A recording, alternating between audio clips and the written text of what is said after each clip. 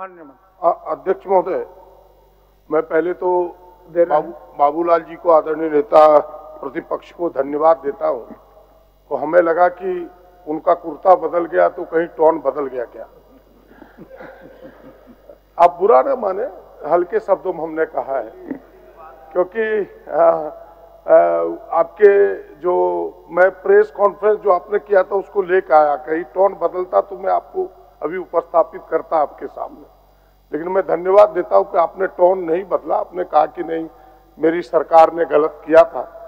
मैं आपको धन्यवाद देता हूं। मैं उन्हीं विषयों को लेके आया हूं अध्यक्ष महोदय, और मेरा सीधा सीधा प्रश्न है कम समय में कि भाई भू अर्जन जो हुआ अध्यक्ष महोदय, पहले जो तत्कालीन वहां डीसी थे 2014 में पत्रांक 264/6/2014 को उसके दाम तय हुए औसतन 25 से 26 लाख पर एकड़, यानी मुआवजा मिलता है 1 करोड़। अध्यक्ष महोदय, आनन फानन में उसकी बदली हुई, सरकार में बताएगा इन चीजों को।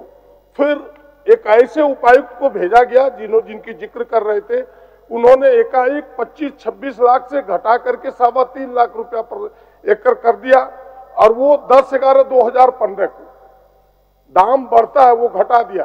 अध्यक्ष महोदय, इसी विधानसभा में, पुराने विधानसभा में विरोध हुआ, सारी पार्टियों ने विरोध किया, फिर सरकार को एक उच्च स्तरीय कमेटी बनानी पड़ी अध्यक्ष महोदय। और अध्यक्ष महोदय, तत्काल सरकार ने सारी अधिसूचनाएं मेरे पास, तुरंत उस मूल्य को स्थगित किया अध्यक्ष महोदय। स्थगित करने के बाद फिर जो उच्च स्तरीय समिति बनी अध्यक्ष महोदय, उस उच्च स्तरीय समिति के बाद उसके मूल्य निर्धारित हुए 9.5 लाख से 12.5 लाख पर एकड़। मैं सरकार से पहला प्रश्न इससे कहना चाहता हूं, क्या यह सरकार की मंशा अडानी को लाभ पहुंचाने का न था? क्या पूर्ववर्ती सरकार ने रैयतों के हितों की अनदेखी करके उन्हें घाटा देने का प्रयास नहीं किया? पहला प्रश्न ये है। दूसरा कि भाई लैंड एक्विजिशन एसपीटी एक्ट जिसकी चर्चा भी कर रहे थे, एसपीटी एक्ट लैंड एक्विजिशन कर सकते हैं आप, लेकिन उसमें स्पष्ट है एसपीटी एक्ट के, अगर धारा 53 को आप पढ़ें, किस शर्त पर कर सकते हैं कि सफिशिएंट पर्पस होना चाहिए। क्या है sufficient purpose? Having relation to the good of the holding village और स्टेट, यानी पब्लिक पर्पस के लिए होना चाहिए। यह योजना पब्लिक पर्पस के लिए था नहीं। यह अडानी केवल अपने जेब भरने के लिए, पूरी बिजली विदेश भेजने के लिए, यहां एसपीटी एक्ट का खुल्लम खुल्ला उल्लंघन हुआ। क्या सरकार इसे मानती है कि नहीं? दूसरा अध्यक्ष महोदय, मेरा प्रश्न यह है कि भाई यह जो सरकार ने खुद उत्तर में दिया है कि हमने श्मशान घाट उसे दे दिया, नहर दे दिया, गोचर दे दिया, तो एसपीटी एक्ट की धारा 38 कहती है कि भाई आप ऐसे चीजों को नहीं दे सकते, गोचर दे भी सकते हैं तो 5% उस मौजा का दे सकते हैं। क्या सरकार इसे एसपीटी एक्ट का उल्लंघन मानती है कि नहीं? एक विषय है। और जो मेरा अब एनर्जी पॉलिसी में भी जो डिफरेंस हुआ, 2012 एनर्जी पॉलिसी था अध्यक्ष महोदय, जिसमें था कि कोई भी अगर इंस्टॉल होगा पावर प्लांट तो 25% बिजली फर्स्ट प्रायोरिटी से स्टेट को देना होगा। क्या सरकार के संज्ञान में ये बातें है कि नहीं? और उसमें यह भी था कि 12% बिजली अध्यक्ष महोदय सस्ते दर पर, कांस्टेंट वैल्यू पर, 13% महंगे दर पर देना होगा। और वर्तमान तत्कालीन सरकार ने अध्यक्ष महोदय इस कंपनी को लाभ देने के लिए 6/10/2016 को क्या कानून में बदलाव किया कि नहीं कि भाई सस्ते दर पर तभी देगा जब कोल लिंकेज इस राज्य से मिलेगा? उसके नोटिफिकेशन भी मेरे पास है जो सरकार ने बदलाव किया। मेरा प्रश्न यहां से ये उठता है कि भाई सरकार ने इतने नियम में बदलाव किए हैं कि नहीं? सरकार ये जानती है कि नहीं? और अभी उन्होंने कहा था कि भाई वह जो बिजली हम देंगे, राज्य का जो स्टेट इलेक्ट्रिसिटी रेगुलेटरी कमीशन जो तय करेगा वो देंगे, ये एमओयू में था। और आज कंपनी कह रही है कि नहीं, भारत सरकार का जो नियामक है जो तय करेगा डॉलर पर यूनिट, उस हिसाब से हम राज्य को बिजली देंगे। क्या सरकार इसे गलत मानती है कि नहीं? एमओयू का उल्लंघन मानती है कि नहीं? और राज्य हित में पर्यावरणीय क्लियरेंस के समय यह तय हुआ था अध्यक्ष महोदय कि कोयला हम ऑस्ट्रेलिया से लेंगे। आज वो कंपनी बंगाल से कोयला ले रही है। पर्यावरणीय क्लियरेंस की जो शर्तें उसका उल्लंघन है कि नहीं, और स्पेशल इकोनॉमिक जोन जिससे इस राज्य को इन 25 वर्षों में 8,000 का घाटा अनुमानित है अध्यक्ष महोदय। देश को लगभग जो अनुमान किए गए हैं, देश को जो छूट मिलेगा सेज घोषित होने के कारण, सीमा शुल्क का छूट, कर छूट, जीएसटी के छूट, ये तमाम चीजों के जो छूट मिलेंगे, फिर इन्वायरमेंटल डैमेज 6 रुपया पर यूनिट, जो 6 पैसा पर यूनिट इन्हें देना था अध्यक्ष महोदय, क्या सरकार इसे मानती है कि नहीं? भारत सरकार को भी लगभग 75,000 करोड़ का उससे घाटा होगा अध्यक्ष महोदय। इन चीजों के लिए राज्य सरकार ने पहले उनके जो सेज के जो प्रस्ताव थे उसको अस्वीकृत किया, लेकिन राज्य सरकार के रिकमेंडेशन, हार्डली रिकमेंडेशन, किससे 15,000 लोगों को रोजगार मिलेगा और यहां बड़ा निवेश होगा।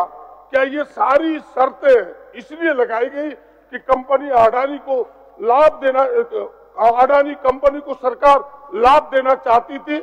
और अंतिम अध्यक्ष महोदय, क्या पर्यावरणीय सुनवाई में जो लोगों से कमिटमेंट किया कि हम तुम्हें अच्छे स्कूल देंगे, हम तुम्हें अच्छी स्वास्थ्य व्यवस्था के लिए अच्छे अस्पताल देंगे, स्थानीय तमाम नौजवानों को नौकरी देंगे, जिसका घोर आज उल्लंघन हो रहा है, क्या इस कंपनी इसका उल्लंघन कर रही है कि नहीं?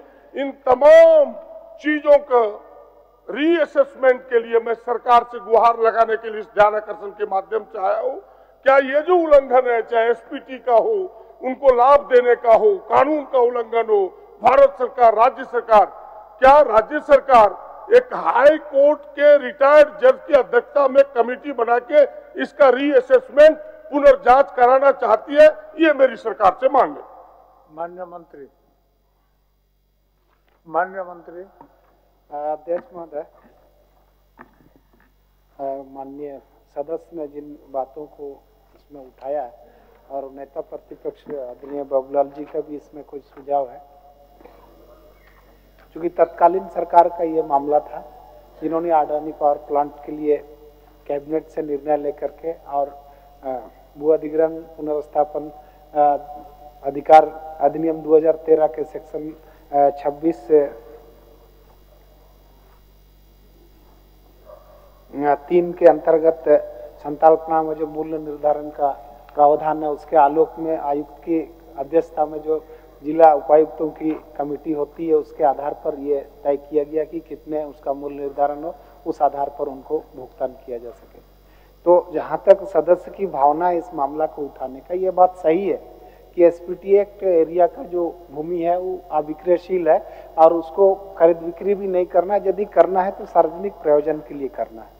इन्होंने स्पष्ट तौर पर एसपीटी एक्ट का हवाला देते हुए ये भी कहा है। तो ये बात सही है कि प्रशासनिक पदाधिकारी हो सकता है किसी से प्रभावित हो तो अपने ढंग से उन चीजों को निर्धारण करके किसी को फायदा होने की स्थिति हो सकती है। इसीलिए ये हमको लगता है कि बहुत गंभीर मसला है। इस पर आने वाला दिन में इस तरह की कोई स्थितियां ना बने, सरकार को परेशानी नहीं हो, ये हम पहले स्पष्ट करना चाहते हैं। और ये सरकार कल्याणकारी है और कोई भी ऐसा काम जो गलत करेगा तो उसके खिलाफ में कार्रवाई करेगी।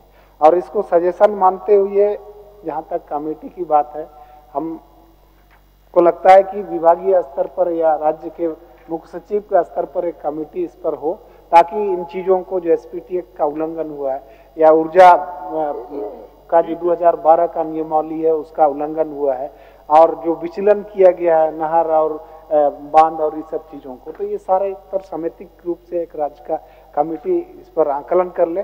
उसके बाद माननीय प्रतिपक्ष के जो बाबूलाल जी का सजेशन है उसको सरकार को अंगीकृत करना चाहिए, ताकि आने वाला दिन में इस तरह की स्थितियां नहीं।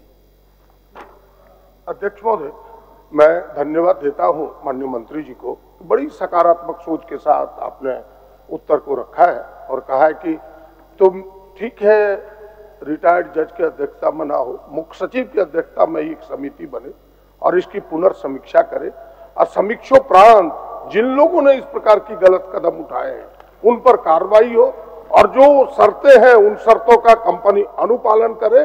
वरना इन शर्तों के उल्लंघन में जो कठोर कार्रवाई कंपनी पर हो सकती है, पदाधिकारियों पर हो सकती है। केवल इतना आश्वस्त करें कि भाई जो आप सहमत है कि नहीं, मुख्य सचिव की अध्यक्षता में कमेटी बना के इसकी पुनर्समीक्षा करेंगे, तो उस समीक्षा के उपरांत कार्रवाई करेगी, तो हमें कोई ऐतराज नहीं। माननीय मंत्री जी, निश्चित तौर पर अध्यक्ष महोदय कमेटी समीक्षा कर ले, उसके बाद जो सामने आएंगे उस पर कार्रवाई होगी यदि गलतियां होंगी।